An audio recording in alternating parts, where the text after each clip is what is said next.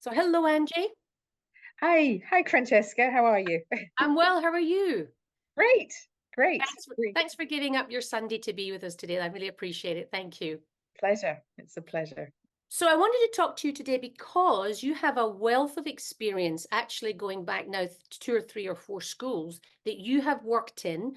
And I wanted to share some great practices that you and experiences that you've come across in these schools with other principals. So the first question I have is the biggest challenge for our schools, and this comes from one of our principals who's done the course, is implementing a high quality literacy program. How could you recommend getting started? And we don't have anyone to coordinate or train the staff specifically. It's a good Mhm. question. It's a really good question, and every school that I've been in is different, and you start from different points. So, when I was in Berlin, I decided that there was a need. A lot of the teachers were very strong in reading, but they weren't all teaching literacy in the same way. So, students got different services, if you like. So what we decided to do was be quite rigid about it and say, okay, we want you to be doing this, and reading records and looking at literacy, and that worked there in for that school. When I went on to Singapore, we were talking more about we have so many students that are at a very low level in English literacy. What are we going to do? Do we need more EAL teachers? And I knew that that wasn't the solution. We needed to train our teachers so they could really look at literacy better. So I sent most of the teachers on your course, actually, which gave them all a starting point. So they came from the same place and they realized it was all about literacy. And then from there, we pulled the different expertise that the teachers had and got a core group together to say, okay, these people know about running records, these people know about this part of literacy. Let's put these people together and see how we can do this together. So really looking at the expertise of your teachers and trying to pull what they have. But I think the most important is starting from the point where they're all on the same level. So when my teachers did the course, they were actually talking about literacy and thinking about it more and really thinking about how they could develop it in their classrooms. So I guess the answer is, your school as a principal, look to see what expertise you do have on the staff. Mm. Um, I would really recommend everyone does the course because it really puts you all in the same place. You start to talk about literacy, you start to talk about your students, and from there, you can send people off to get more instruction about, for example, reading records or needs of literacy or different types of things like that. So it's been a different approach in every school I've gone into. Where we are at the moment, we all did the course together. The teachers, we then brought in a lot of resources and worked with the students. And then we said, okay, we're going to be teaching literacy at this time every day to make sure that the students were actually getting direct literacy instruction, because that's another thing that doesn't always happen. It I think that's sometimes key, happens. isn't it? Yeah, it really is. And what's interesting is as the students get older, a lot of the teachers think, I don't need to teach them reading. I remember a grade 4 teacher saying to me, well, they do that in grade 1. Yeah, but your children don't know how to read in English. So you have to really read your school and go for it from there. But I would really recommend that everyone starts at the same point. I mean, I think, as I say, as a principal, if your literacy is the level where it should be. And I was very aware that, these students should be at a higher level than they are. And I So, think a so lot of times we assume because the children are in the classroom and that they're having the instructions that is in English that they're right. picking up, but there is Yes. no deliberate teaching. Right. I mean, I've been in lots of places where they don't have deliberate instruction during literacy time, No, and they don't. it's And missing. and they and people think that, oh, they speak English very well, but actually when you dig down and you do some testing, you realize, they're actually 3 grade levels behind where they should be. So the students actually they're quite good at BICS, the basic language that they need to communicate.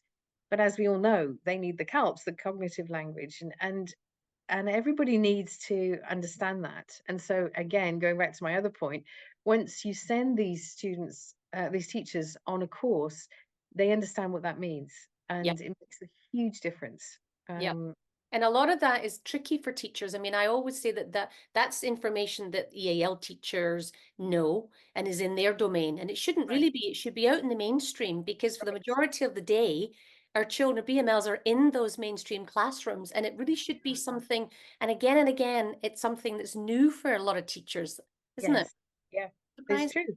Yeah, and you actually have to think about it. And the thing is, if you only have a few students who are non-native speakers, you tend to teach to the native speaker level, and you don't differentiate, which is what we really need to do. And also scaffolding those students' grasp of the language. Otherwise, they can't really access the curriculum. Yeah, and they're always working at frustration level. Right. Yeah. Yeah, Yeah. and that becomes an issue, because then teachers think, oh, you're like pulling teeth all the time, and you're struggling, you're putting an awful lot of effort in, 200, 300%, and getting not very much back. Right. And that's Exactly. really, yeah, that's really demoralizing. That's great. We have another question actually from one of the principals, and it's we want to know how to implement a system that collects the right information from children and families at the admissions, and then share that data with teachers, for example, their languages. What have you done in the Yes. past? Well, actually, this sort of has developed. I've developed this in this school because we realized we needed a lot more information about where the students had come from. So I particularly remember in my last school where a child, couldn't understand why this child was not where he should be, and realized that Italian speakers brought up by a Thai nanny had been to a French school and then came to us, and so there was no real proper solid language. Working language, yeah. And it was only after the child had been in the school for a while and we actually talked to the parents and realized that was the background. It's like, well, no wonder the child can't, is finding it difficult. So the question is, how do you find that out? The best thing to do is at the admission stage for a couple of reasons. First of all, it's a great way to get to know the parents at that stage anyway. Mm. And secondly, as they're joining a school, they're more likely to fill in forms for you. They're on a roll, filling all the forms in, and this is another one. They So want to we've please to get in. exactly. Yeah. So we've actually designed one which is very detailed, and it asks for the background of the mother and the father, the languages. Is it a cultural language? Why basically why do you want to learn the language? Learn English. How much is in the child's background? What have they done?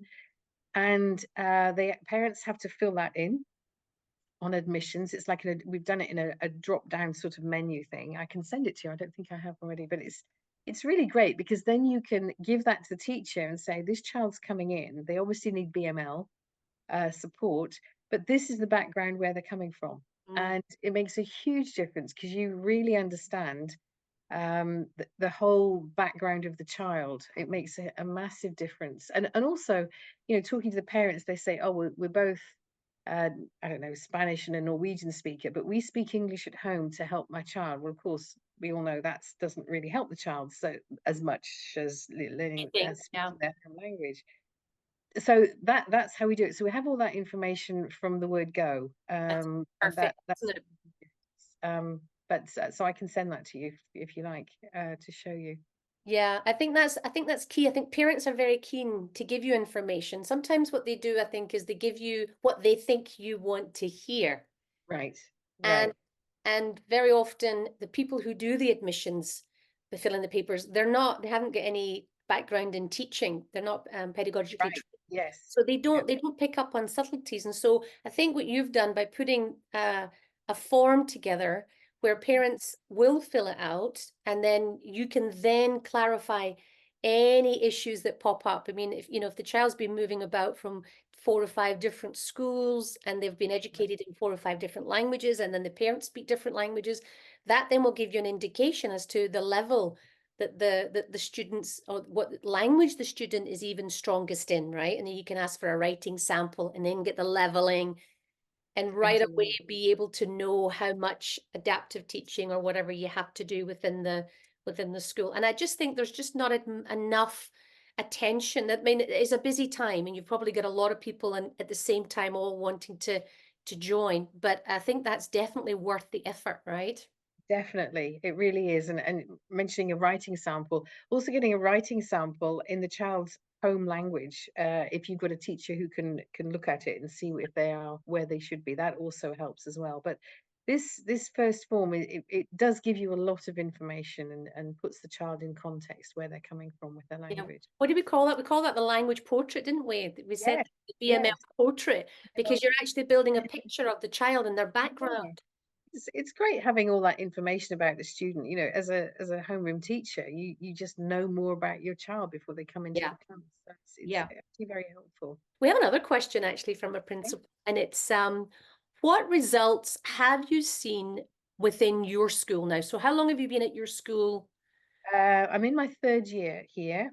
I was in Singapore for 4 years, and I was in Berlin, I think, 3 years before that. I don't know, the years meld into one another.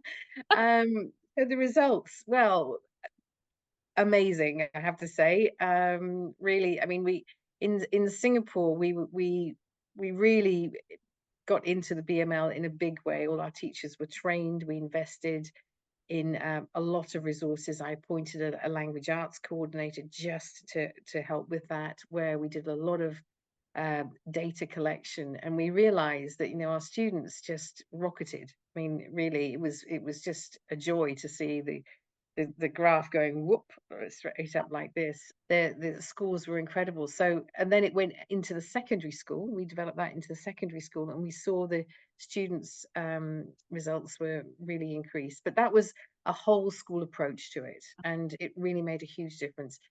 Similar thing here. We do running records with our students. We also do some standardized testing, which we're required to do, and our BML running records. And what we can do is triangulate all the data. And you can see that some students make up a year in 6 months, some rocket. And then similarly, you can see those students that you think should be on the same trajectory and they're not. It Yeah, just shows where the issues are. And I need to dig a bit deeper with this one. yeah, and But you I can would yeah, say, it's really made an incredible difference to our students and our primary students going through to secondary, yeah, because this is year 3 for us. So we've got 2 years of students going through. The English teachers at grade 6 are seeing a difference. They're coming in at a higher level. So it's really made a significant difference to scores. And also, I think, I mean, scores are wonderful. It shows you're doing the right thing. The data's great, but also in the students' confidence as well. They have more language to be able to interact quicker. So they're absorbed quicker into the school, and they're happier. And yeah. it's yes, it's made a huge difference. And it was, it was really an aha moment for me when I took the course and thought about how can we actually make a difference in the whole school, not just the primary school, the secondary school as well. So, Yeah, I think what's great about when you come in as the director and you're in charge of actually all the divisions yeah. is that what I've seen you do is you've invited teachers to come on the course and Yes. said, listen, this is a training that I really have seen work in other schools that you've been in, and that's very true. You have seen Mhm. it. Yeah. Once the teachers, I think what I've seen when I've come to visit you is when all the teachers are kind of speaking the same language and on the same page Yes. Yeah. and understanding, I think what they understand where to meet the needs of their students. I know you bought tons and tons of leveled readers down in the Yeah. primary this Yes. year. Yeah. Tell Yeah. me We about that. we did. We had sort of random resources, and as I said before, when some teachers would teach reading in a certain way. Some had more books than the others. So it was like, okay, no, we're going to put this in place from word go. We're going to test all our students and put them on leveled readers. So we did that, and they're changing their books all the time. They're talking with the parents. We're monitoring how they do it, and that we put all the books in the BML room so they interact with the teachers. And it's not only just for those non-native speakers, it's some native speakers as well. It's but having those leveled readers so you can actually track the progress, and the children like it as well. And I think that's, to get back to what I said before, you actually have to consciously teach literacy to children all the way through, even in secondary as well. And I think Yeah, that's into was middle school, right? right. I mean, that was a big aha for our teachers, when they went on the course. It's like, wow, didn't even realize they need that amount of vocabulary to be able to function properly in my science lesson. Well, of course they do. So, but of course, you don't even think about that. So I think, really having a structured program really makes a big difference to the school Yeah. and to And the I student. think that what's key and teachers get from the course as well is that it's not good enough that children make 1 year's academic progress in one academic year. Our Right. BMLs need to No. catch up, Yes. right?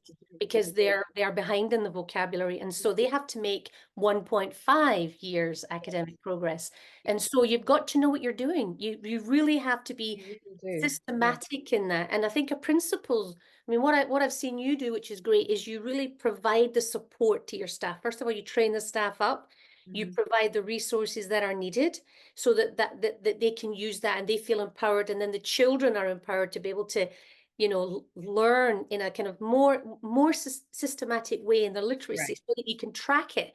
And as you were Right. saying, if there's a student that plateaus for whatever reason, you step in Yeah. You're and do, right on it. Yeah. you're right Mhm. on it. You don't wait a year or 3 months down the track to from the next report card season to find out that information. I think that's what's really good about what you're doing at your school. Yes, it's really good because, I mean, for example, the two students that we've flagged now, that in back in the day we'd have thought, well, they're learning English, so that's okay. But now we can say no, they should be going like this, their plateau, what's going on. But I also, another point I think is to talk to the parents and Yeah. explain to them what we're doing, because again, a lot of them say, oh, they're picking up English really well, and they children do, it's particularly in primary, they pick up the BICS very well. So they're saying they don't need that extra. Well, actually, they do. And so we've done a lot of parent information, giving them the information about how much vocabulary those students would need if they want to get into universities. So how much they have to catch up to be able to function at the level where they're required to. And that's again a big, oh gosh, for parents. So, then that, we're all working together with them, and explain where their child is and why we're doing such sort of concentrated literacy practices. So it's sort of a team effort, but we send home the units of inquiry to the parents, to explain to the child in their home language, so they know when they come back into the classroom, they know what we're talking about. So so those little things, bringing the parents in to help support, and just carries it much easier with So them. but it's a whole wraparound for the child. It's a really holistic approach. We have a lot of Japanese and Korean children here, and we buddy them up when they're doing their units of inquiry for research, because a child will understand about the concept of, I don't know, immigration communities in Japanese, but just doesn't have the handle of English for it. So if they understand what we're talking about in Japanese, then we bring it into the classroom and we just give them the handle of English on it. It makes so much sense. And as I say, it always also brings the parents on board too, so they know what we're doing. So it's a team Yeah. effort. And Yeah. what about when you're looking to hire staff? I mean, this is now the Mhm. time where people are looking, teachers are applying for jobs and heads are busy hiring. What is it that you look for in your staff with when you work in a BML school, at that BML Smart School, or an international school in the heart of Paris with, 50 odd nationalities? My first question to every teacher is, how do you think children learn best? And that's really gives you a good idea of what they are. But when teachers come in for the recruitment side, I require them, if they're coming into our school, to take the course so they know what we're talking about. So that is a requirement, of recruitment, because to me it's important. We have this idea in our school, and everybody needs to know what we're talking about. We're on So the same um, page.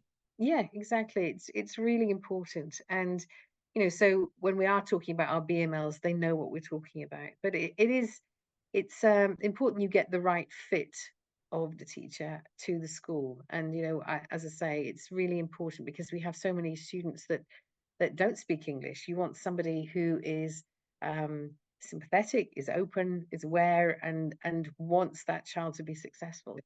I was reading um an article recently, and it was talking about how weird is your school. And I remember mentioning it to you Yes, yeah, or because by weird, I mean Western, educated, industrialized, rich, and democratic. So a lot of our international schools around the world hire staff who come from these backgrounds.